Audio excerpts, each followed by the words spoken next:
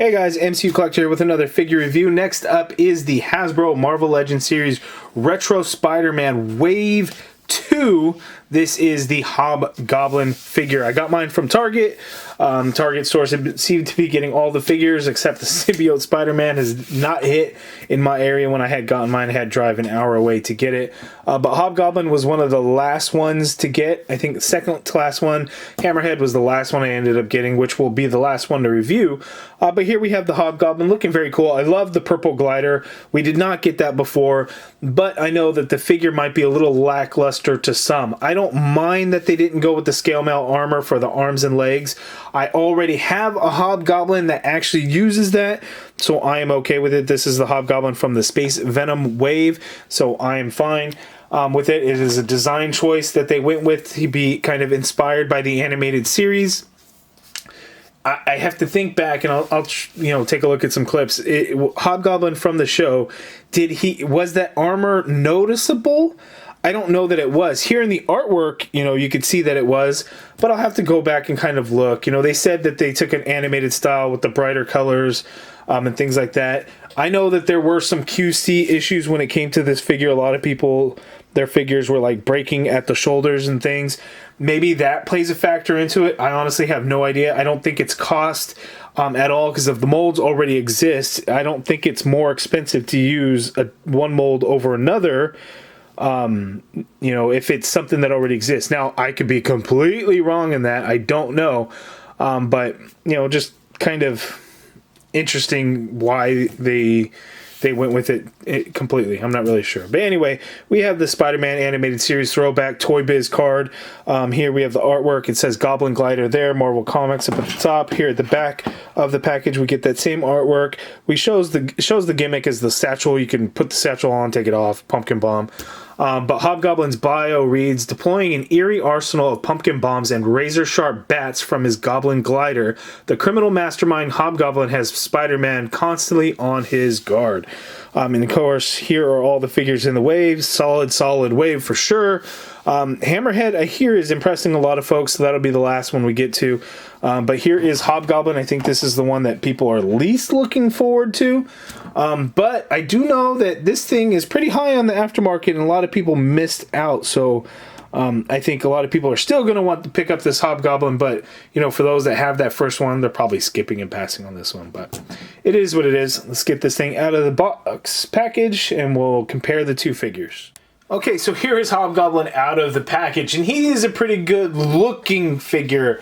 However, a couple of gripes, and fairly big gripes, and you guys may have already seen these because I know I'm a little bit later than other folks on the reviews. But this glider, and this will go back to even the beginning, the glider's too small for one.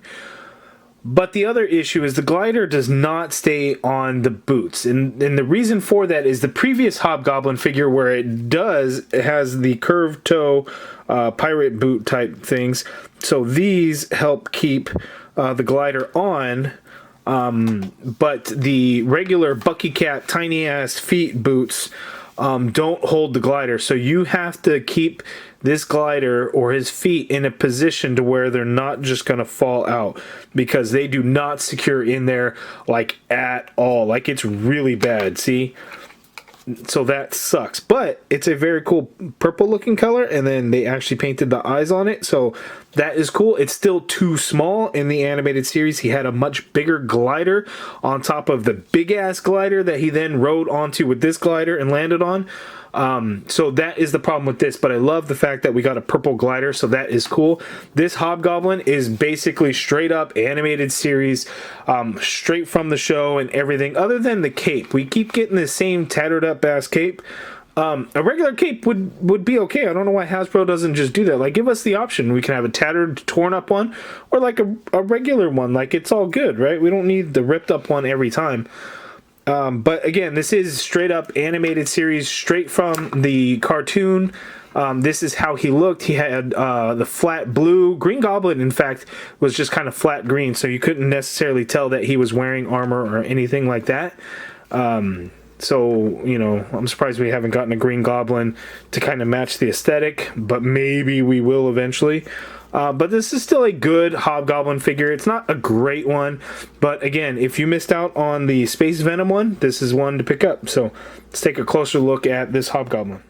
Okay, so here's an up-close look. First, we're going to take a look at the accessories. So looking at that pumpkin bomb that comes with Hobgoblin, and he's a cute little guy. Look at that smile on there. I like that they added that little bit of green paint in the jack-o'-lantern face there.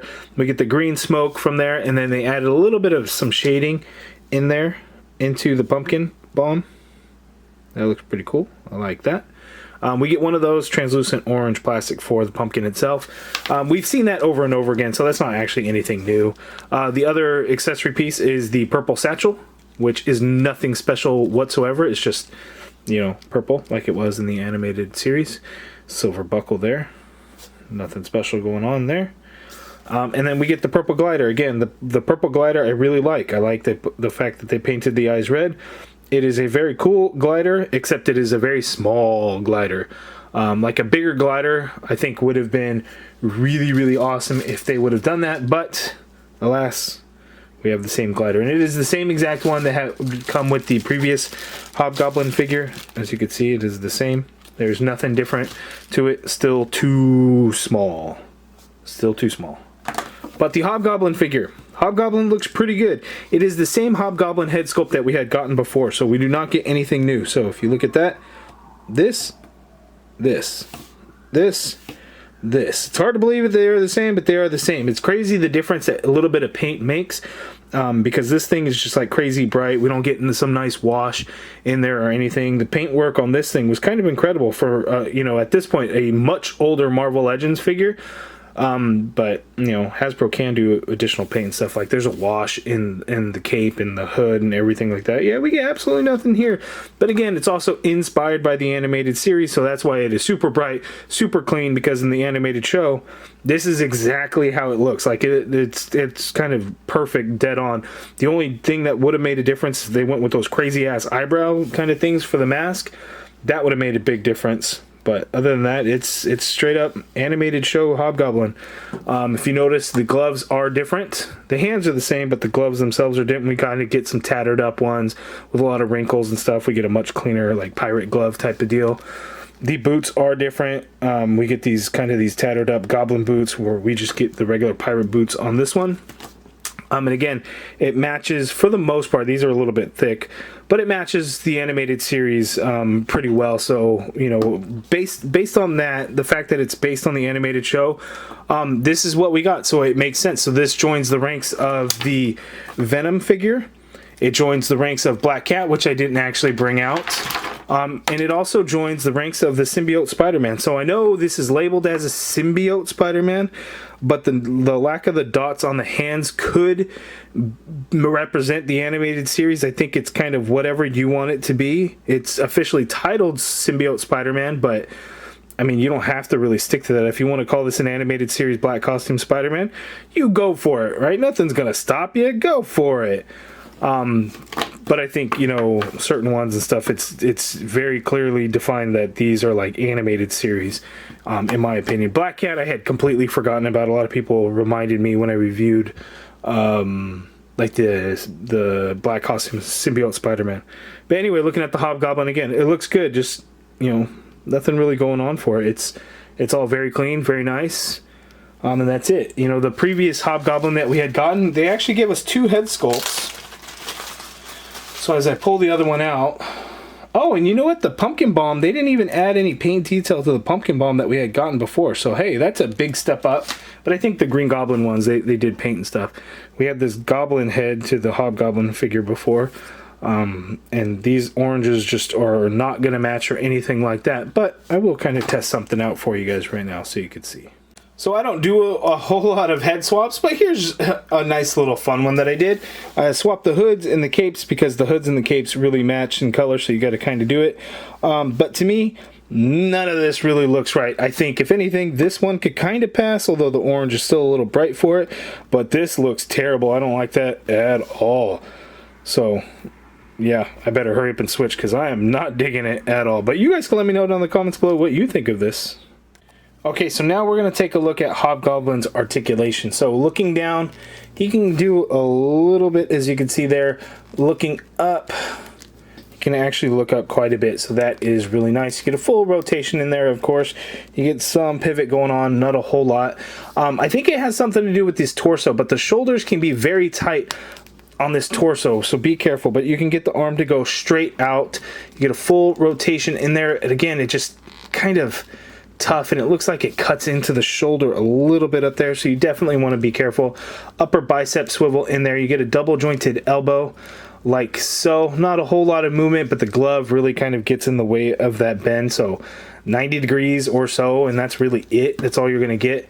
Wrists swivel, and they do hinge. They have an ab crunch on Hobby, so you can crunch forward that much. Crunching back is going to be a little bit, but again, you have the cape that's going to kind of hinder all of that anyway. You have a waist swivel in there. Be careful with that, messing with the figures. Splits, you could do the splits like crazy, so that is good. Kinking forward is pretty good, as you can see there.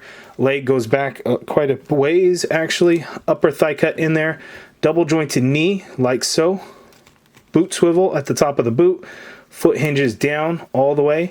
You get a little bit of hinge up, which is good because you need it to keep the glider on his feet. Ankle pivot, and peg holes at the bottom of the feet. So okay articulation, not the greatest, but decent enough. It's still a challenge to get him into some flight poses to be able to keep the glider on his feet, though. That's definitely the biggest challenge of this figure. Okay, so here next to the Hobgoblin, next to some of the figures, we have the Retro Spider-Man from Wave 1 and the Hasbro PulseCon exclusive Venom. And these look pretty good when you want to start getting the animated series figures all together and looking quite nice. Okay, and here's Hobgoblin next to the Space Venom Build-A-Figure Wave Hobgoblin and the Retro Wave 1 Green Goblin. Looking at the bright colors of the Green Goblin, we really should have gotten this figure, this mold anyway for the Hobgoblin, even if I guess, you know, the smoothness of the character from the animated series, like I get it, but damn, how good would this Hobgoblin have looked with bright as blue, the same legs and arms on this figure? I think it would have looked fantastic.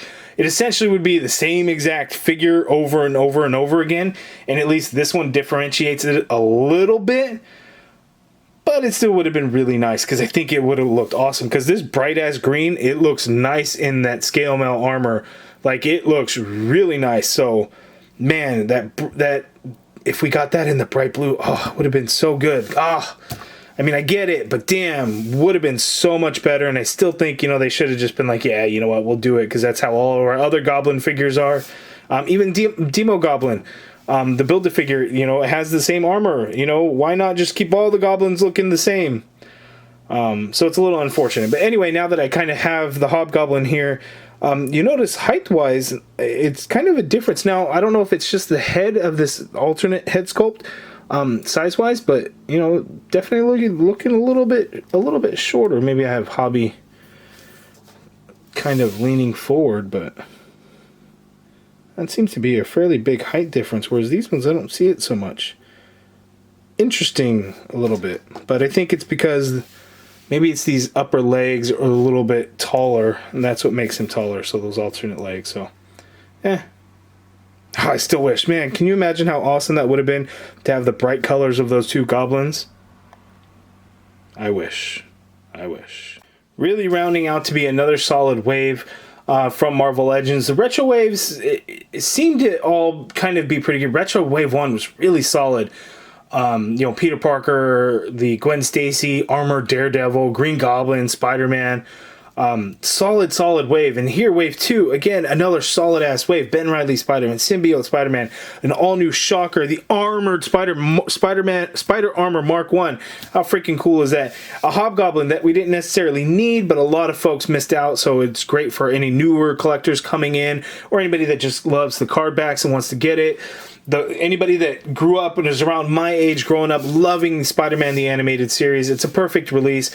For those reasons, it's not a perfect figure, let me clarify, it's a great release, not a perfect figure, but I think it is one that a lot of people are going to pick it up. So if you can't get a hold of the Space Venom Green Hobgoblin, if you can't get this one at all, or don't want to pay whatever the going rate for it is now, then this one's an absolute must pick up. But I understand for those that are going to pass on it, I completely get it, to each their own. But again, it is Spider-Man the Animated Series. It like screams out. The only thing missing is...